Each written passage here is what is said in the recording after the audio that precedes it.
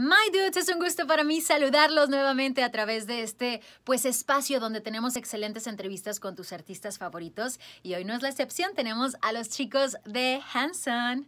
Guys, how are you? It's really nice to see you again because we already talked about your new album when we saw each other, Red, Green, and Blue, and we know that it has like 15 songs. We know that you put a little bit of yourselves in there, but we would like to know more about maybe like the process of making it. The process of making Red, Green, Blue was very different, and I think that that's an important thing to be doing at 30 years of being doing different things. Yeah, exactly. So the idea was really to split the album into 3 pieces to show kind of, in a way, the parts of Hanson. Yeah. So Isaac wrote and produced 5 songs, Taylor wrote and produced 5 songs, and I wrote and produced 5 songs.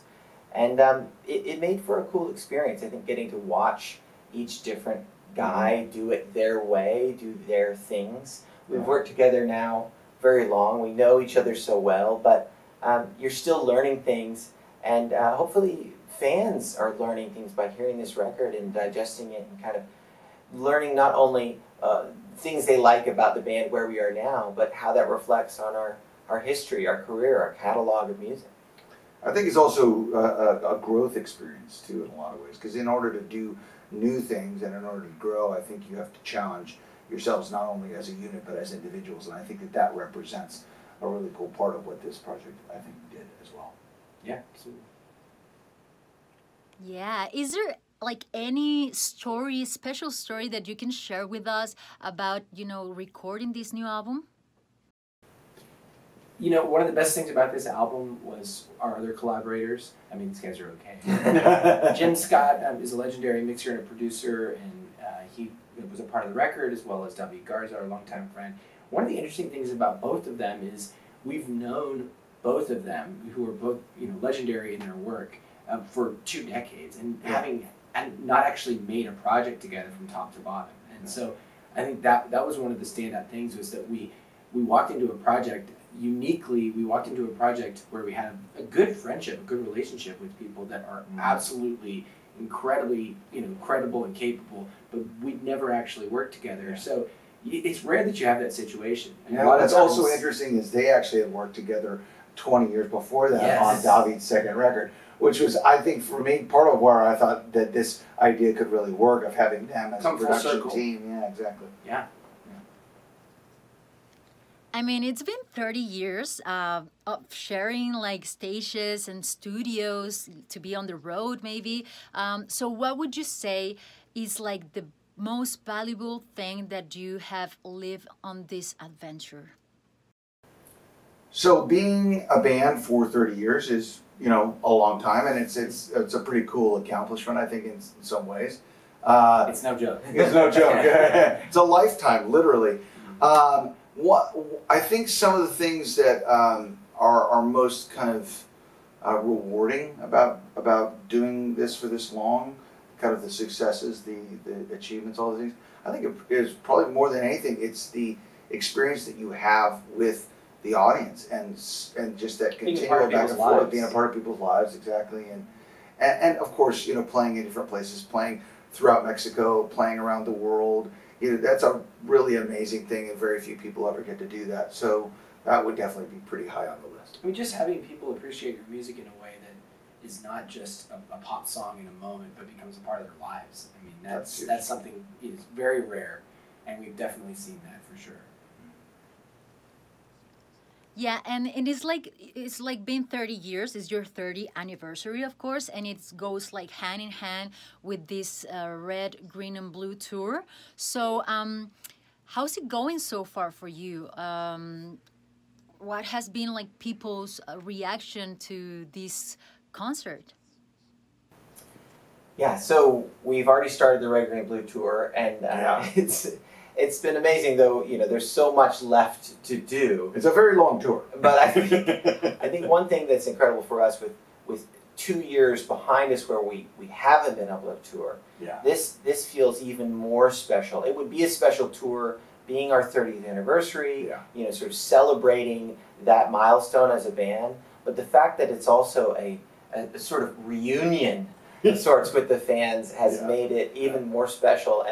And so far, the shows have just been incredible. That mix of new music, 2 albums people haven't heard live, so getting to play Against the World, getting to play Red, Green, Blue, but also getting to play that history of songs from the catalog, you know, from Save Me and I Will Come to You and Bob to I Was Born and Child at Heart. So there's a lot of things going on this new tour, because we know that there's some songs that you haven't played live because of the pandemic. I would like to know how you feel on tour with playing these new songs finally. One of the unique things about this tour is we are finally performing songs from 2 different albums that have just been released. You know, a lot of times you make an album, you tour, then you make an album, you tour. We've had this gap because of, you know, the whole world's been experiencing the pandemic and have been slowed. But it's exciting. It's exciting to feel what it's like to take a song and put it on stage and see the audience react. You know, you really don't honestly know what you've made fully until you stand on stage and you look out at the audience and you feed off of their energy. And sometimes you find out, wow, that song, I never knew that song gets people excited. Yeah, exactly. And other songs you think, you know, this is the one. It's like, you know, oh, okay, that wasn't as much. But it's the cool thing about live is you share that moment with people, and you can't replace that. There's no other way to fabricate what it's like to stand on stage and just be completely present with those fans in that moment. And it's true all over the world. I mean, from Europe to Latin America, you know, everybody responds to being in there and sharing live music.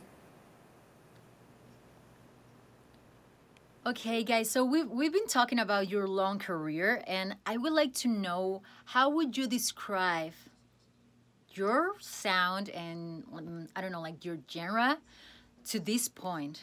How would you describe yourself as? I think, but if we had to pick a category, I think we probably still just call ourselves rock and roll or a rock band. Pop rock or something you like know, that. Like there's a lot of guitars, there's a lot of drums, there's a lot of haze and hoes and shouting, and there's also a lot of harmony and a lot of hooks and hopefully songs that just get stuck in people's head. At the end of the night, we always grab some rocks and we roll them across the stage. Just to rock and clarify. Yeah. See, I was just going to say maybe like whatever category the Doobie Brothers are in, I'm okay with that. Classic rock.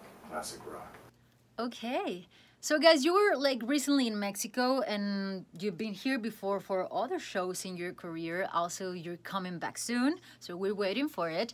But I would like to know, like, what does Mexico mean to you, or what do you expect for your next visit? So we're touring all over the world, and later this year we'll be in Mexico. And probably people are wondering, man, what are you expecting? What are you looking for? I mean, I'm wondering what I'm expecting. We know there's going to be great audiences. I mean, we've always had amazing experiences in Mexico. But honestly, we're most looking forward to the food.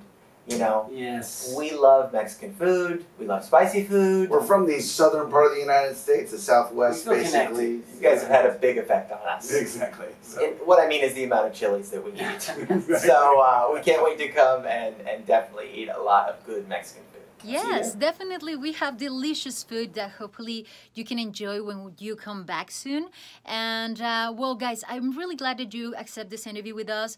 Of course, thank you for your time. But before we go, I would like you to maybe share a message for all of the audience who's watching on D99 and D95 about these like complicated times. What can you say to them?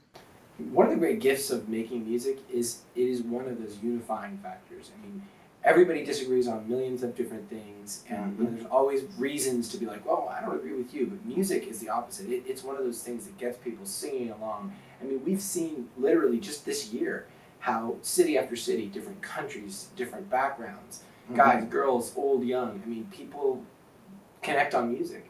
And also the gathering of a concert in particular, I think, is good for the soul. Right. Instead of like gathering the whole neighborhood, every different person there, but we sing the same songs. And music is one of those art forms that actually physically reaches out and touches you through sound waves. And so I think it's really, really important. There you go. Thank you very much, guys, for this time. Hopefully we can get to see you soon when you come back to Mexico, to Monterrey. Y bueno, pues, gente, ahí lo tienen a través de D99 y D95. Nosotros continuaremos con más de estas entrevistas.